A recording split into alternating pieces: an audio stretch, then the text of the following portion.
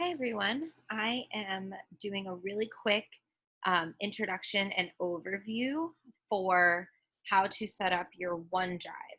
I talked about that in my initial course lecture, but I didn't actually go through it during the lecture. So I'm going to give you a quick tutorial on how I'd like you to have your OneDrive set up for all of your courses and for this course specifically. So you're going to start with going to your logins page, as we've already talked about, and you're going to log into your email because this is how you get into your OneDrive space. So you'll log in, and again, if you don't have access or you're not able to log in, if you're having any trouble logging in, please let me know as soon as possible. On the left side, you're going to see this little cloud icon here that's your OneDrive. You may have used this in high school, you may not have. I'm going to show you an example of how I had it set up during my PhD program. So this is how I recommend doing it. Since you'll have multiple courses each semester, what I did, and I did this during my master's degree as well, was set up a folder for each semester. And then when you go into that semester, a folder per course. And then when you click on the course folder, all of my assignments for that course I created in here, even my discussion posts, so that I was able to kind of keep track of all of the information that I had. So what you're going to do is, if you go back out and you create this folder, this is for my specific degree, and I have multiple folders out under my files for all kinds of things. I've been at Alvernia for a very long time, but you may just want to start with creating a folder per course that you have. You may also just want to start creating a folder per semester, and then also create these other folders. So these are ones that I recommend creating underneath your degree umbrella. So references, this is something that you'll want to keep track of over the course of being a student for all 4 years. These are reference letters, anything that you've asked professors or people in the community, your references to write letters for you for different jobs. You'll want to keep track of those and save those here and keep them on file for yourself. In addition, we'll be creating a mock resume if you don't have one already during this course. So we want to keep track of your resumes and all the different versions that you've had in this online portfolio as well.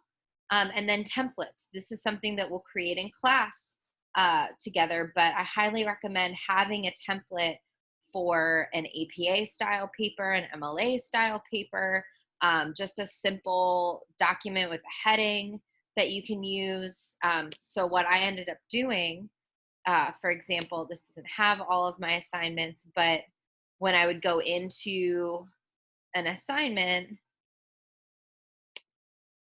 I had a header already created, and all I would do was copy this template over and then reuse it and change the name of the assignment and just continue to do that. All of this is to help you stay organized, stay on top of all of your courses, and keep all of the papers and the work that you do all in one place, so that as you continue to move through your career as a college student, you have record and you have access of all of the things that you've created, all the papers you've written, all the projects you've done. You will have access to this all 4 years of your program. So you may end up creating folders where you have your freshman year, and then you have your 2 different semesters under your freshman year, sophomore year, and so on and so on. Maybe you create a specific folder for an internship and all the documents and things that you create under there. So this is something that I would like you to begin setting up this week. Make sure that however you start it, that you at least have a folder. So you'll hit new folder, you at least have a folder per course that you're taking. And then you can organize it out from there. You could create a folder that is for the fall of 2021. And then you drop all of your courses into that folder. And this is where you'll save all of the work that you're doing. Pro tip, when you are doing a discussion board on Blackboard, just an FYI, those do not get saved once the semester is over. So once the course is closed and that course is finished, you don't have access to that work and all those things that you've written to be able to, go back and reference or to be able to pull from as you continue through your courses and through your degree program. So I always, if you noticed, in here, I kept them all in one document here for the discussion boards. I always write my discussion boards outside of Blackboard and then copy and paste them into Blackboard. The other reason for doing that is because Blackboard doesn't automatically save as you're working like OneDrive does. So if in the middle of you working, your computer dies or something happens, you'll lose all your information. So if you're creating it in a Word document within your OneDrive, it'll automatically save it for you, and then you can just copy and paste it and drop it into your discussion boards. So that's just, a couple other reasons why you want to have this, why you want to organize and get yourself set up now for this. What I'm going to do is put a little extra credit piece in next week for you to take this week, create your folder, set up your OneDrive, and either screenshot it or show it to me. And I'm going to put a little bit of extra credit in next week